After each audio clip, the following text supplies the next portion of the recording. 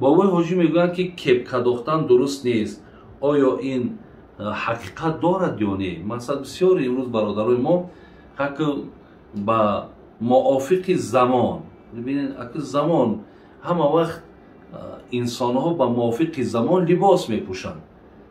барои ҳамин яъне ҳамин кепкаҳову ҳамин телпакҳову ё гӯем ҳамин кастуну бурукҳову ҳамин галастурукҳову туфливу бастаночкаву ҳамаи ҳаминҳо либоси рӯзанд, либоси замонанд. حمد بیحد آن خدای پاک را که جان بخشید مشت خاک را. السلام علیکم و رحمت الله و برکاته. دوستان عزیز، ما قرار داریم در داروخانه شفافرما با شما داروهای طبیعی از الاختیار شده را از داروخانه شفافرما رو توصیه می‌کنیم. مثلا برای بزبله شدن، برای بغم درد، برای بقوت کردن مردانگی، برای گمرای ژنسکی здоровья، روانهای تازه سیاه‌دانه، قیس از هندی و دیگر غیره، برای خراب شدن، فربه شدن، پروستات، بسیار داروها رو شما از داروخانه شفافرما میتونید با باوری کامل دسترس نمایید. رقم‌ها در روی اکران زنگ زنید. همین کپکا‌ها و همین تلپک‌ها و یا گوییم همین کستون و بروک‌ها و همین گلاستروک‌ها و توفلی و بستناچکا و همه همین‌ها لباسی روزند، لباسی زمانند. برای همین اینها یگان معنای دیگری ندارند. اگر خیلی یک سادگی مردمی ما که میگن این کپکا مال مسلمان نیست. اگر بگیری برادرای عزیز همین لباسایی که ما میپوشیم، اگر با عقیده شما مثال بزنیم، کدام همین مقصد در زمانهای پیامبر بودن؟ امروز کستون و بروک میپوشن، کرتاهایی که مثال میپوشیم، دراز نه کوتاهی که میپوشیم، مایکه میپوشیم، تروسی میپوشیم، جوراب میپوشیم. اینها را اگر با او زمان مقایسه کنی، یگان تا اینها با او زمان موافق نیست. برای فقط تنها کپکا نیست. و بسیاری برادران و کپکارم که می اندازن میگن به خاطر چه؟ به خاطر که خیلی هم جوانن، هم بگیم که ماده امروزه همیشیده است، یا اینکه به خاطر سایگی میکنن. بعضی هاش مثال سرهاشون یگان درد بیماری دارد. برای همین همو لکل امرئین منهم ما نوا پیامبر گفت هر کسی که هر خیلی که میپوشه، هر خیلی که میگرده موافق به نیت چه، با کدام نیت مقصد همو را میپوشد. برای همین یگان زیان نداره. خب آیا گوشت بوز یا آهو که آدم روز شکار کند خوردنش جایز است؟ اگر به شرطی که هر نفری که از مال حلال شکار میکنند، مثل گفتی برادر ما بوزه یا آهو هست، اگر نفری از مسلمان که دیگر هیچ شبهه نیست، ولی وقتی همون سیدم که زد، از قفای سید باید که حتما حرکت کنه. رفت و اگر همون را باز زدنش ده بسم الله الله اکبر بگه. اگر رفت مبادایی که دریاب نکرد، یعنی رفت که علاقه مردگی است، همون بسم الله الله اکبر خودش همون ذبح حساب میخوره. لیکن به هر حال همونجا با گردن همون مال میبرد. خب چیزی که از حیوانهای مثال شکاری باشد. برای همین اگر نفری غیر مسلمان، یعنی کتابی باشد، خواه یهودی باشد، خواه نصرانی باشد، یعنی اهل کتاب باشد، مقصد به قرآن هم ایمان ندارد لیکن به انجیل ایمان دارد، به تورات ایمان دارد، همین هم باید موافق همین مسلمان باید در حالت همون ذبحش مقصد بسم الله الله اکبر میگن.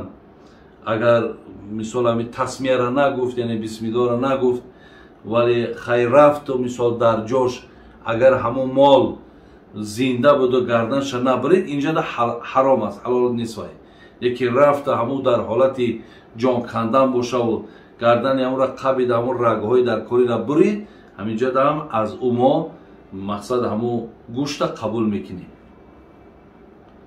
در سری دسترخوان با مایکه آستین کوتاه یا شورتیک نشستن جایز است یا نه؟ اگر برادرای عزیز مقصد هر یک کار و یک حدیثی را خواندم که میگه نگاه نکنین که انا نگاه بر گناه خورد نکن، نگو که این گناه ما گناه خورده، بلکه نگاه که که همین گناه خورده تو در پیش کی میکنی.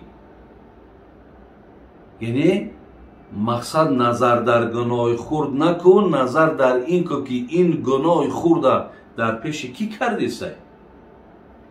از این لحاظ برادرای عزیز و گرامی، خانه دم که باشین حرکت کنین که نزد خواهراتون، نزد کلانتراتون، یعنی در همون جمع عائله تای میکه نشینین، تای شارتیگ نشینین. برادرای عزیز و گرامی، این از آداب و از تربیه این مردم تاجیک ما، از مردم مسلمان ما نیست. زنهای ما هستن. خب یگان بار شما خودتون بینین، اگر پدرهاتون نگاه کنین، پیشترها هیچ وقت حتی در سر دسترخوان سری لوج نمیشیش.